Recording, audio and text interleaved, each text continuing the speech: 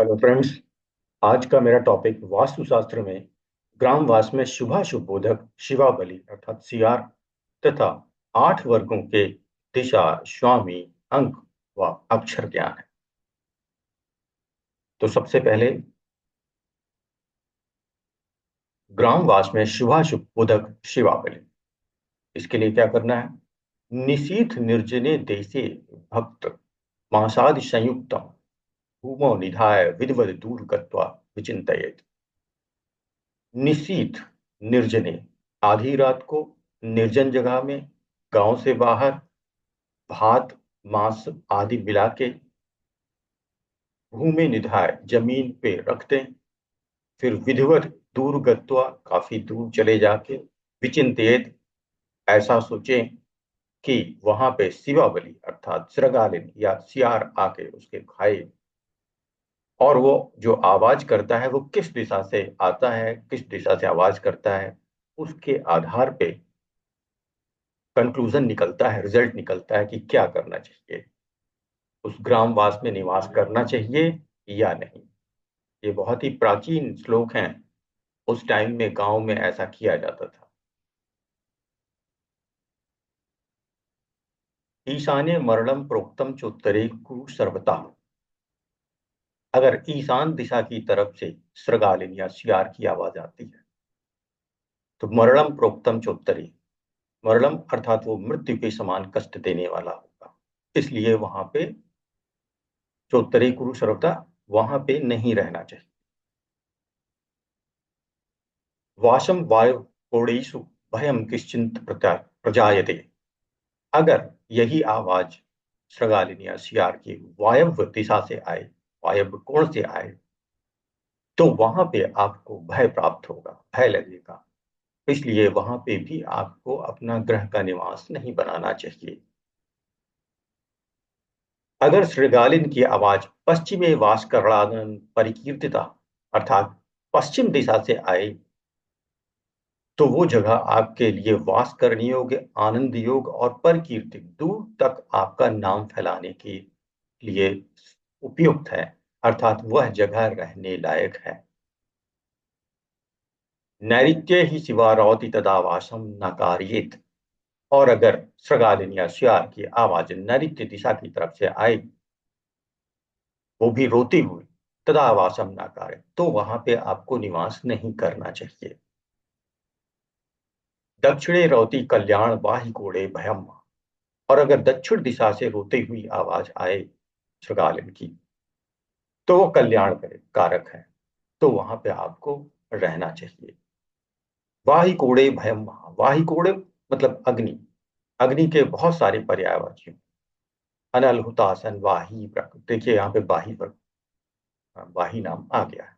अनिल हुतासन वाही पावक सन कुसान ज्वलन वैश्वानर ज्वाला आग, ये इतने अग्नि के पर्यायवाची हैं, तो उसमें से जो यूज किया गया यहाँ पे वाही, तो वाही कोड़े भयम अर्थात आग्नेय कोण से अगर आवाज आती है तो वहां पर रहने पे आपको महाभय प्राप्त।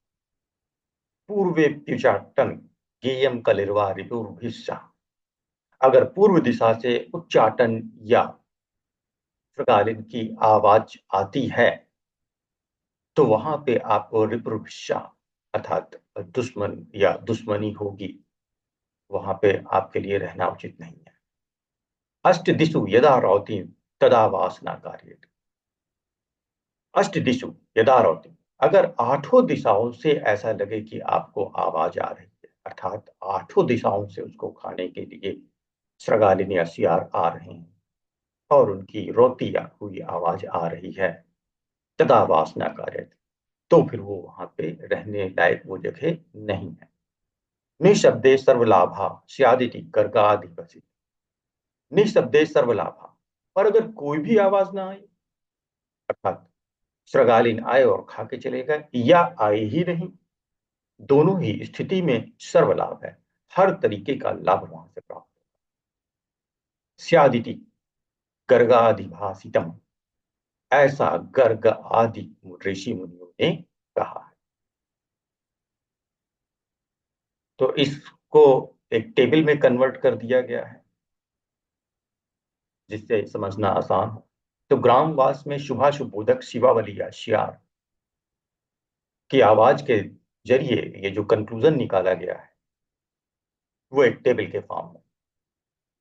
और इसको करने के लिए आपको आधी रात को एकांत स्थान में मांस आदि से युक्त हाथ को भूमि पर रखकर स्वयं को कुछ दूर हटकर शिवा या श्रृगाल या सियार के शब्द का विचार करें और शेष अर्थ आप इस तालिका द्वारा समझ सकते हैं। पूर्व दिशा से आवाज आती है तो उच्चाटन शत्रुघ्न, आग्नेय से महाभय, दक्षिण से कल्याण, नैऋत्य से शुभ, पश्चिम से आनंद, वायव्य से अल्प भय, उत्तर में शुभ, ईशान से मरण, अष्टाधिक आठों दिशाओं से आवाज आए तो अशुभ और निःशब्द कोई भी आवाज ना आए तो अति शुभ। ये जो ऊपर हमने श्लोक पढ़ा बताया था उसका अर्थ वही यहाँ टेबुलर फॉर्म में। अगला टॉपिक है वर्गादिज्ञानम, अर्थात वर्ग आदि का ज्ञान। वर्गाष्ट कश्य पतियो गरुड़ो विडाला। वर्गाष्ट कश्य 8 वर्ग होते हैं।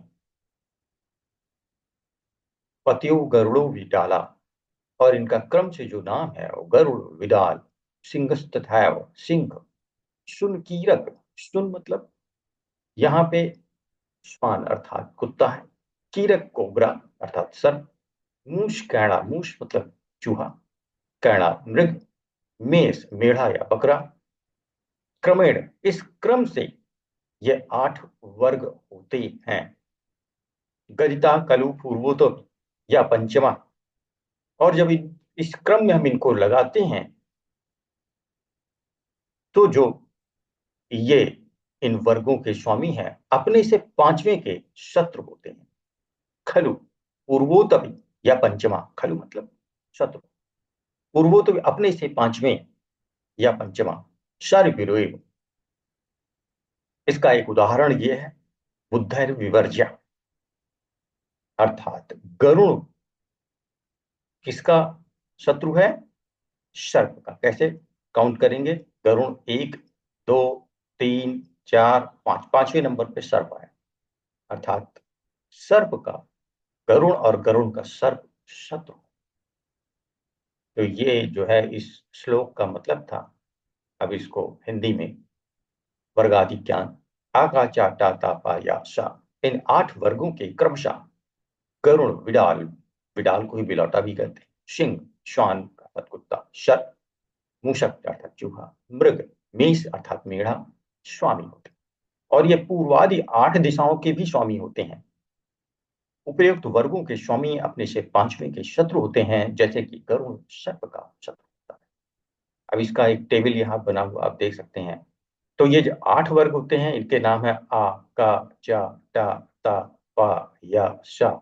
और हर वर्ग में जो अक्षर आते हैं किसी भी नाम, कोई भी नाम होगा, चाहे वो गृह स्वामी हो या उस जगह का नाम हो, जिस भी नाम का प्रथम अक्षर, जो भी नाम है उसका प्रथम अक्षर से उसका वर्ग डिसाइड हो।